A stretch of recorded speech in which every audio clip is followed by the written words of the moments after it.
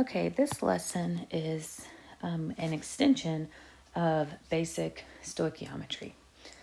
So we're going to talk about limiting reactants, excess reactants, how we can determine those, and we're also going to talk about percent yield.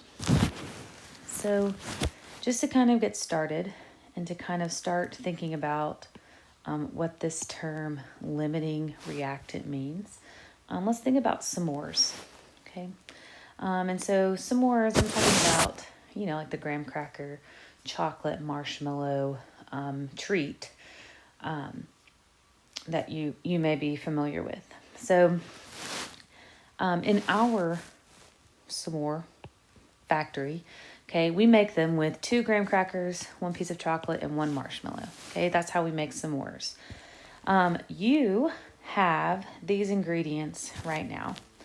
Okay, so I want you to pause the video and take a second and answer these questions.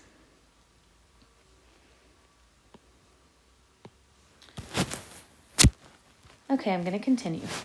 For number 1, if we had these ingredients, could we make 10 s'mores? Okay, and you probably answered, no, we couldn't. Okay, well, what did we run out of? Well, you probably noticed that you ran out of graham crackers pretty quick, right? You could make 6 s'mores because you had, marshmallow and chocolate for each of those, but you couldn't make any more than 6 because of the graham crackers, right? So we had extra marshmallows and chocolate, right? So when we think of limiting reactant, right, what limited us? Well, that would be the graham crackers, right? Because that limited how many s'mores we could make. Okay, let's look at a chocolate chip cookie. So these are our ingredients. Okay, we have flour, sugar, eggs, okay, all of the above. This is what we need to make the chocolate chip cookies.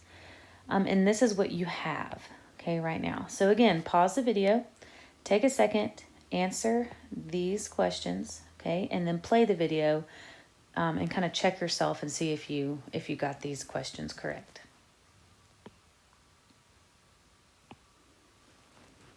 Okay, so it says we have 3 cups of salt, and will we use it all? So here's our salt. No, because we only need 1 teaspoon, okay? Which ingredient limits what we can make? Well, we just need to look and see. What do we not have very much of, right? What's going to kind of slow us down? And if we look, our flour, right? It doesn't even look like we have enough flour to make our cookies.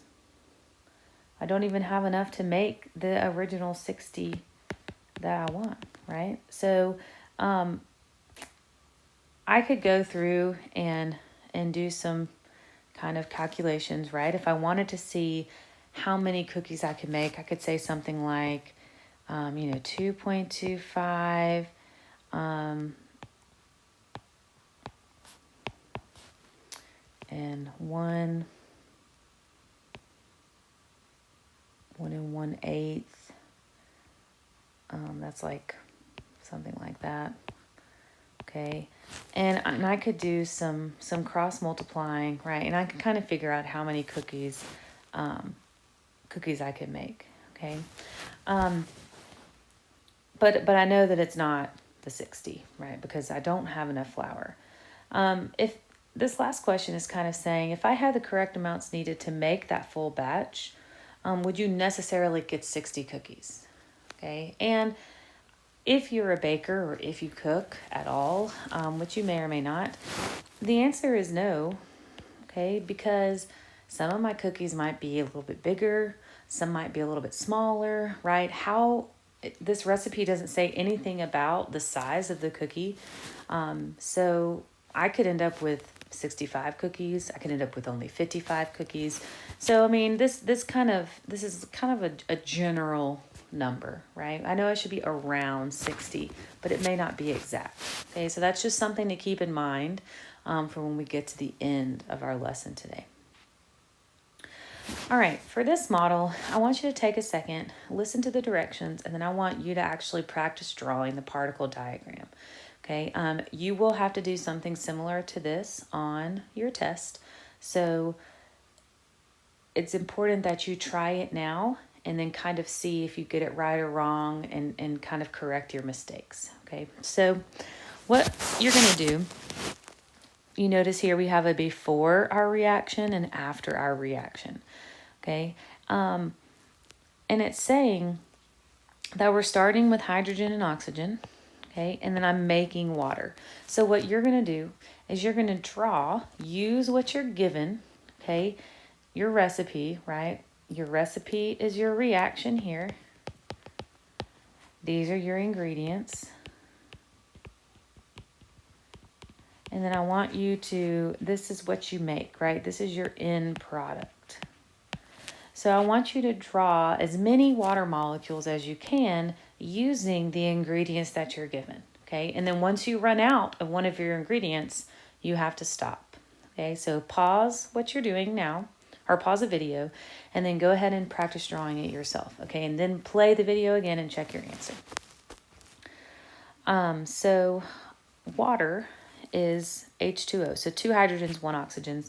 And then I have a key here, okay? So I want to make sure I'm using the key. So I'm going to kind of swap back and forth colors as we go, right? So I know that oxygen, right? I have 1 oxygen in each water. Well, right here I have an oxygen, right? I actually have 2 oxygens. So I'm going to draw 2 oxygens over here, right? And then I know that in order to do the water, there's 2 hydrogens. Okay, and then there's 2 hydrogens. So now I've got 2 water molecules. So let's keep going. Here's another oxygen. Okay, there's my 2 oxygens. And then here's a hydrogen I can use. And here's a hydrogen I can use. All right, now I have some oxygens here left over, right? But I don't have any hydrogens that I can keep using.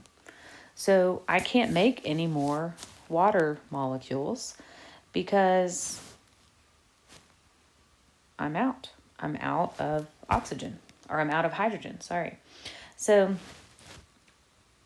if I asked you what was limiting this reaction, right, you should say the hydrogen because that's what you ran out of. If I asked you what did you have left over or what did you have in excess, then you would say the oxygen, okay? Remember when we, whoopsie, wrong button. Remember when we looked at mole ratios, right? And we kind of talked about how these numbers, these coefficients at the beginning, these are our ratios. This is saying how many moles, right, I can produce compared to another substance. And I can actually kind of check myself and see how did I do compared to my mole ratio in my equation. Okay, so let's look at hydrogens first. So over here in my before, I have 1, 2, 3, 4. So I have 4, I'm just going to write down here, 4 hydrogen molecules, right? And then how many oxygens? And I'm only going to count the oxygens that I used in this reaction, right? So I am ignoring these because these were extra. These weren't actually used in the reaction. So I have 2 oxygens, okay? And then I'm going to count over here my water.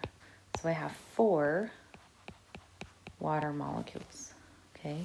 And then what do we know about ratios, right? Your teacher doesn't take 2 over 4 or 4 over 4. So we want to reduce these. So instead of 4, I'm going to write, let me change the color so you can see a little better.